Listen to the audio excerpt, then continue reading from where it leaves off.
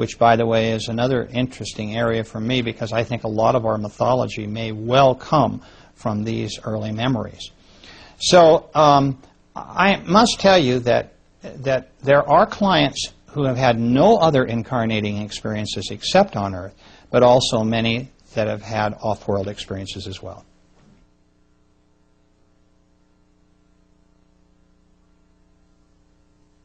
When we dream, generally, my way of describing dreams is generally in three categories. We can cleanse our minds at the end of every day. It's kind of a cleaning house where we vent a lot of the things that have gone on, and a lot of it is kind of like everything's short-circuited up there. We've all had dreams which seem like just utter nonsense if we wake up in the morning and wonder what they were all about, or if we wake up in the middle of the night and they've just happened and we don't make any sense of them.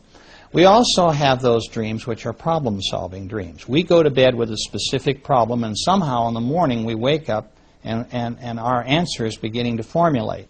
So that's a very cortexual type of dream, where we're really analyzing a problem, and our sleep state is helping us resolve that. Then we have what I call spiritual dreams. The dreams that I've just described in terms of flying dreams or water dreams, where in fact we are creatures that we don't understand in a conscious state, but we're reliving earlier experiences. I might also mention that the problem-solving and the spiritual dreams can overlap. We may receive help from a guide in the middle of the night to some major problem that we just can't seem to solve during the day, and our minds are not open to receiving information from our guides. Maybe we're not people who meditate. So the only way they really have of reaching us is when we're in a subconscious state at night. And so dreams can take many different forms.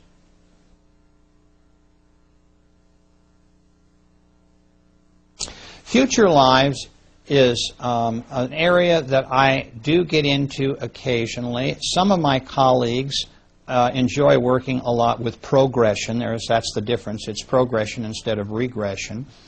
And I've heard some interesting, I've had people who have been on starships because they're seeing into the future.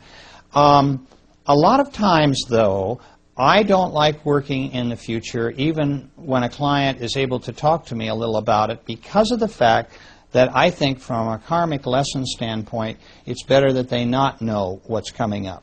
I feel, again, a lot of importance really comes by our discovering and problem solving when the issue is right in front of us. So I'm a little hesitant to spend too much time with that, although I've had many clients who've talked to me, for instance, about the 21st, 22nd century, how overcrowded the next century is going to be on Earth, and how there's going to be a lot of air pollution, and how it's not going to be real easy living around here. In fact, it's made my wife and I come to the conclusion, I think we'll wait a century before we reincarnate together again. But I must tell you, too, that the fact of time often comes into this. People who ask me questions about whether it's possible to see into the future are suddenly confronted by this business of time, the past, present, and future, all being capsulized into one action. And this is confusing for them. It doesn't bother them so much when we talk about past lives and our current life. But when we get into the future, they begin to see that, in fact, all time there's not an absolute to time. It's not a chronology like it is on Earth. But, in fact, when we are in the spirit world, we're able to see into the future as well as the past. If we were not able to do this, we would not be able to select our bodies and to know a little bit about what's going to happen to us so that we, in fact, can make the determination that this body is going to be right for us. So, as of necessity, people have to come to this philosophic concept that, in fact, past, present, and future is all relative. There's been a lot of work done in recent years by people who are very scientifically oriented on this. A whole new field of quantum mechanics, where they believe that everything is electromagnetic light, energy, and that time is essentially motion and not chronology, has come into play, where people have had, I think, a greater understanding as quite possible that there is no real relevance to past, present, and future as far as chronology on Earth. It's difficult for us to accept this because we see the sun come up in the morning, go down at night, there's night and day, we age, We see everything changing around us. So for us, it's chronology. Time is very important as an absolute, but it's not true in the spirit world.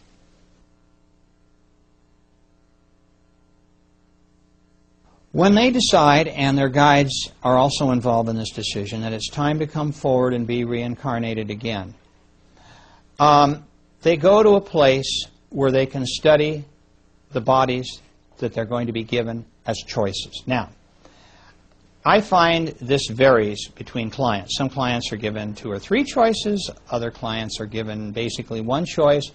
But I have almost never found a client who has said, I don't like that choice.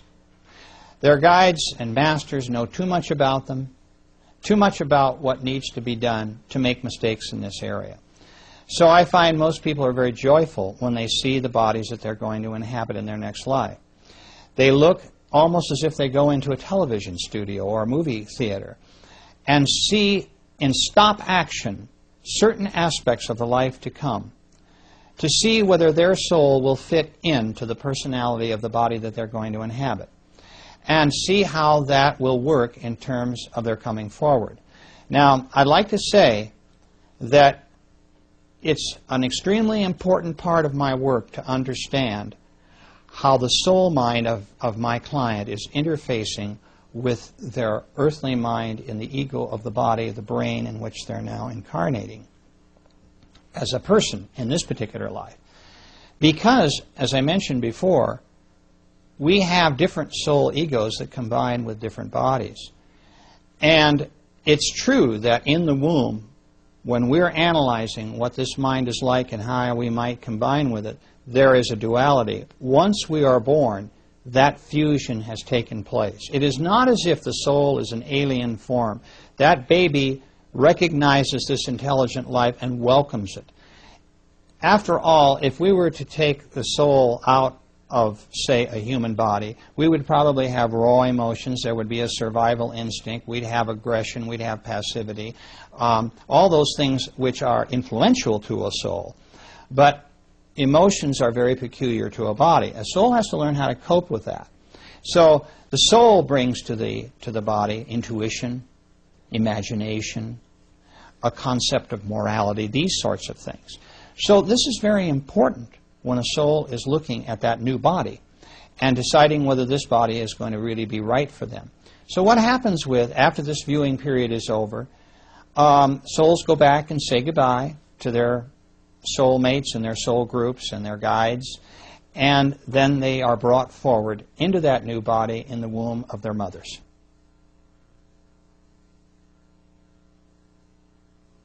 My clients describe death as something that is very, very beautiful for them. The trauma that has just gone before is pretty much wiped out at the moment of death. They rise out of their bodies, they realize that they're an immortal being. Oh my God, I'm not dead, is a statement I hear quite often. And they look back at their bodies, and of course all of their memories of all of who they are as souls and all their past lives come crashing in, and they realize that this life they have just lived is transitory. Not that they can't feel sadness for the husband and wife who is at their bedside, for example, or a child. But souls don't feel sadness the same way human beings do, because they're immortal beings. They understand that they will soon be joined by these folks they've left behind. And I can tell you this, that most people feel 2 things. They feel freedom and they feel joy at the moment of death.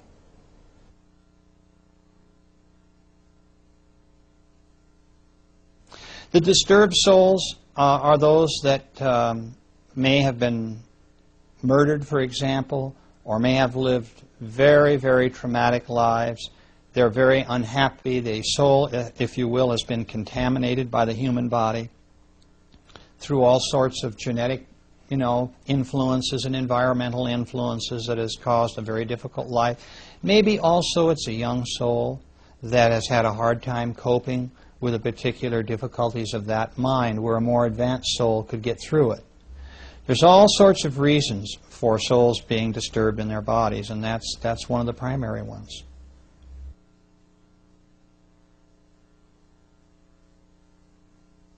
I find the different levels of souls are generally on 3 different levels, although I can keep this simple and just say beginner and advanced.